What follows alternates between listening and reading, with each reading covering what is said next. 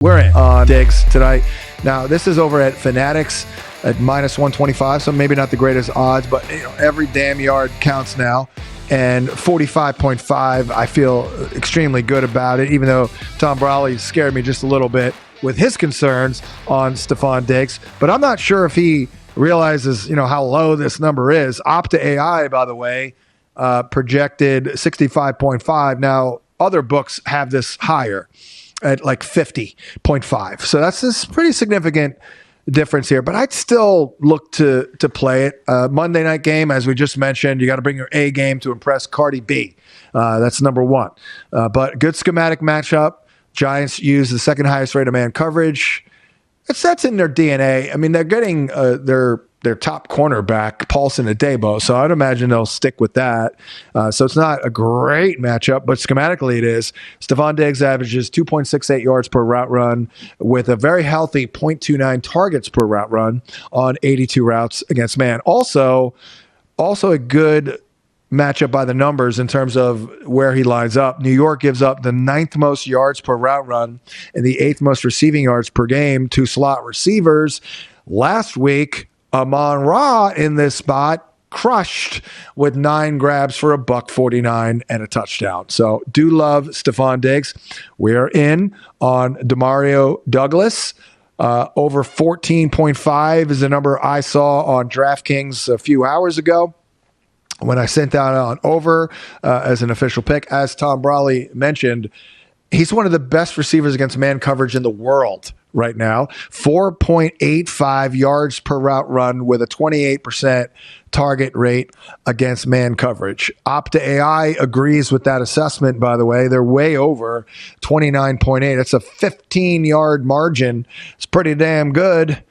So we're over on DeMario Douglas. We're also over on TreVeyon Henderson with the rushing, over 63.5. Now, I've got some detailed data here that I did not pop out in the other segment, but we did tease it. Here it is. New York gives up the most adjusted yards before contact, 3 yards. That's beautiful. Second most rushing yards per game, 126.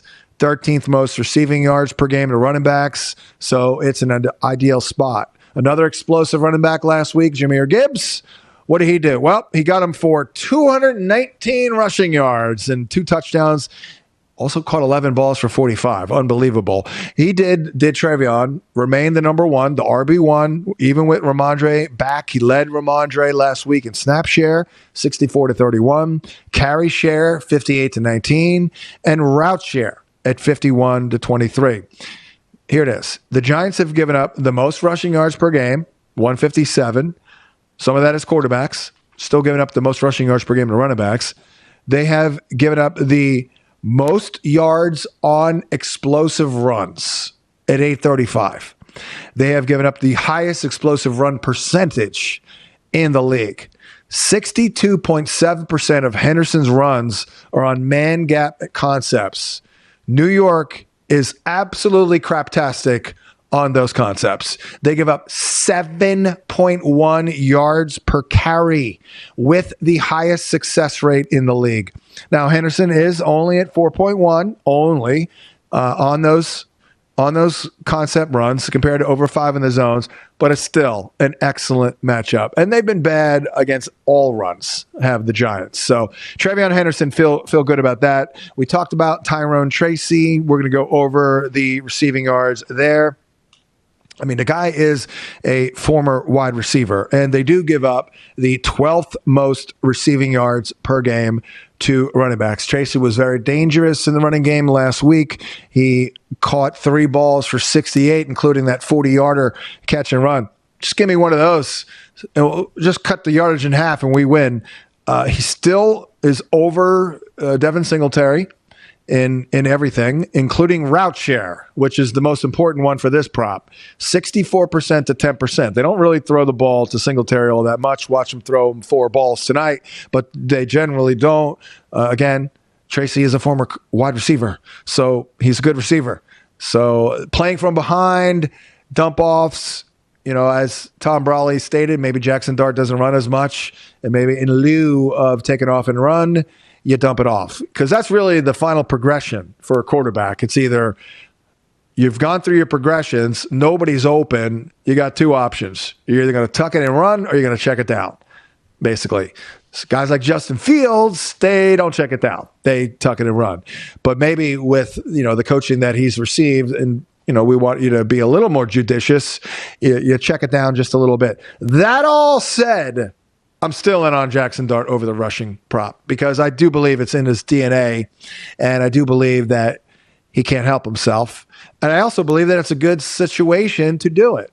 Jaxson Dart is up against the Patriots. 27.5 is the number.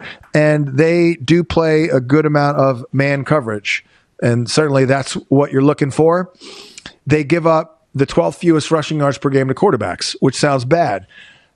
However, I went back and I looked, and here's the deal. They haven't really faced many running quarterbacks. They faced the Raiders. Geno doesn't run. They faced the Dolphins. Tua doesn't run. They faced the Steelers. Aaron Rodgers is an old man. He can't run. They faced the Panthers. Once in a while, Bryce Young runs, once a month.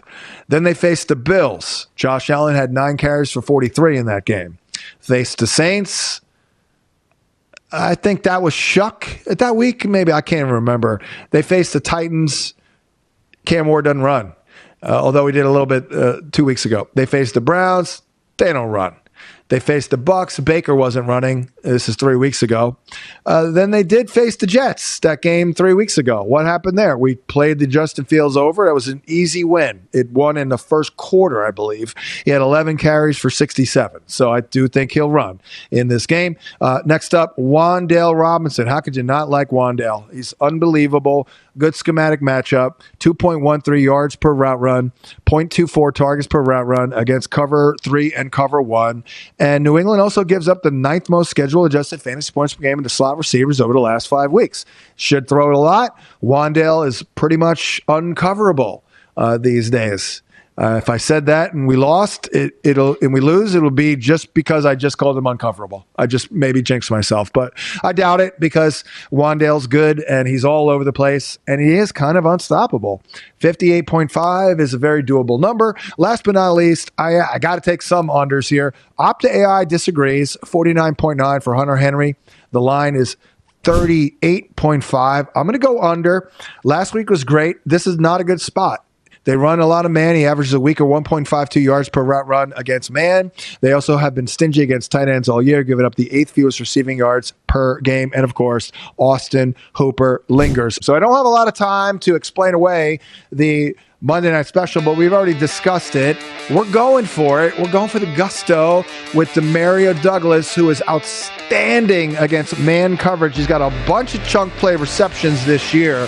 So let's do it. Let's go to 40 receiving yards at plus 388. Let's go for the gusto.